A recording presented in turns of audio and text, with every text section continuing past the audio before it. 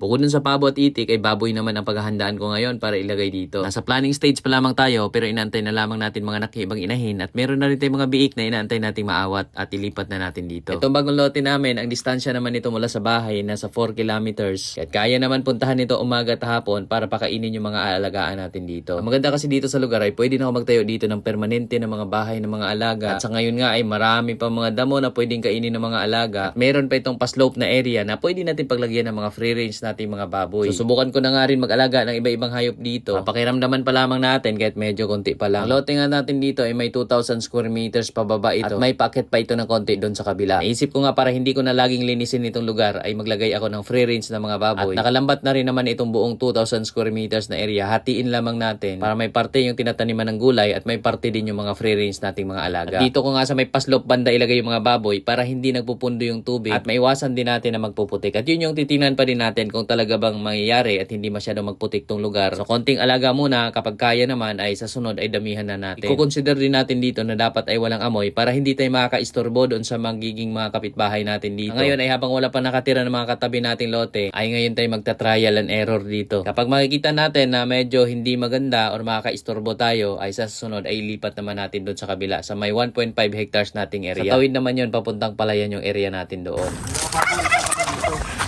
Kaya may bait po ng pabo namin.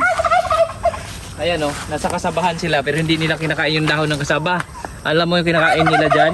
Mga damo-damo po, kinakain nila yan dyan. Yan yung maganda dyan. So dito, tuloy tayo dito.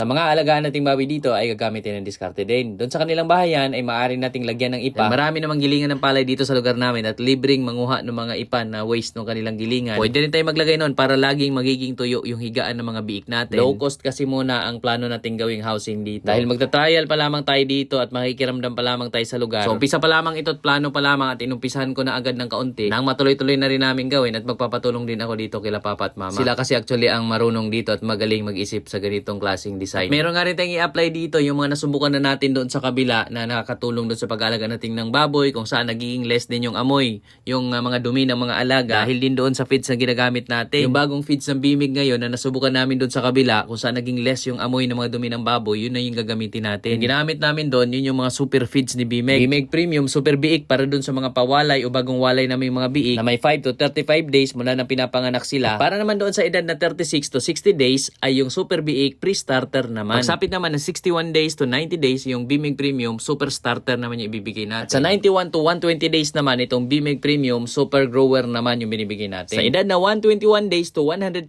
days naman, yun ay yung Bimig Premium Super Finisher naman yung binibigay natin. Ang benepisyo naman ng paggamit namin ng feeds na to ay meron siyang kontrabaho formula na malaking tulong at malaking kabawasan doon sa amoy ng mga dumi ng mga baboy natin doon sa ating mga piggery. At ang magandang benepisyo naman doon sa produkto nating karne, yung feeds na ginagamit namin na to ay meron siyang nipis taba technology. Kaya tuloy-tuloy na rin ang paggamit namin itong feeds ng Bimig Premium. Doon sa mga inahing baboy namin, yun yung Bimig Premium Super Inahin 1, dami biik, at yun yung Bimig Premium Super Inahin 2, dami gatas, yun yung mga binibigay naman natin sa inahing baboy. Actually, madali rin ang pagpapakain ng mga alaga gamit itong Bimig dahil nasa sako na rin mismo yung feeding guide at hindi mo rin malimutan yung tamang stage ng pagbibigay ng pagkain sa iyong alaga. Sa mga kabuhayan natin sa bukid ay depende lamang din talaga sa kung saan tayo dalhin ng mga resources natin, yung skill o saan yung hilig natin. Kung tayo mag-focus para hindi tayo mapapalaki ng gastos. Dito sa aming bukid, kahit napaisip tayo na gawing free range yung mga alaga dahil may malawak na niyugan na naging damuhan na lamang at yung ilalim ng niyugan ay hindi namin masyadong napapakinabangan kahit naglagay tayo ng mga free range sa mga baboy. Medyo maliit naman yung espasyo natin at nasa gitna naman tayo banda ng bukid ay pwede naman tayo magtayo ng piggery. Dahil pag nakaloob naman ng bahayan yung mga baboy natin, mas mabilis na lumaki and focus sila sa pagpapalaki o pagpapataba at bagay na bagay doon yung matataas na breed ng mga baboy na masiselan. Habang itong paraan kasi namin ay yung mga sanay na mga baboy sa free range yung inilagay namin dito, maaari itong gawin doon sa mga pure native o maging itong mga puting baboy na sinasanay din muna namin sa ganito bago namin sila pinapakawalan sa free range area. Una nga ginawa namin, maging doon sa binili namin dati na hybrid na baboy na may lahing large white landrace, hindi rin muna namin sila pinakawalan sa ganito agad. Ang ginagawa namin is nakatali muna sila habang sila nakatira doon sa ilalim ng kubo. Pinapakain din namin sila ng pure feeds at hanggang sa medyo malaki-laki na sila ay dahan-dahan na rin namin sinasanay na pakainin ng mga natural na pagkain. Yun kasi ay